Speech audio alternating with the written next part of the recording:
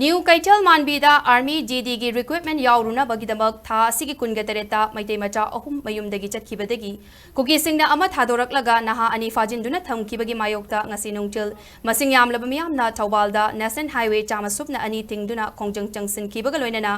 CM na JAC da pirakkiba thajaba ngasi fawbagi manungda thabakta onthoktrabadi hayeng October amagi ayuktagi Thoubal district da General Strike yauna makhal makha kayagi Khongjang Changsillagani haina laothokkhre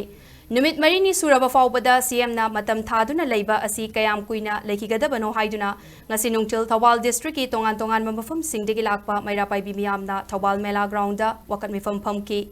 tungda masing yamlaba miyam aduna National Highway chamasupna anida thoktuna lambi thingduna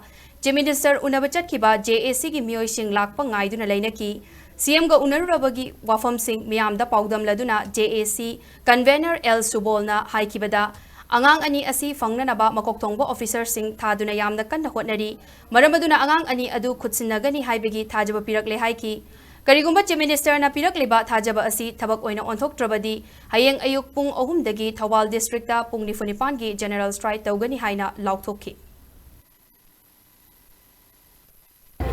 Hujik phangdriba angang ani oinam thoithoi amading thoksom thoithoiba ani je mangi bagi matangda akoigi honorable CM na thajaba pibagi matungina ngasi pung 8 phau ngasigi numisi bawba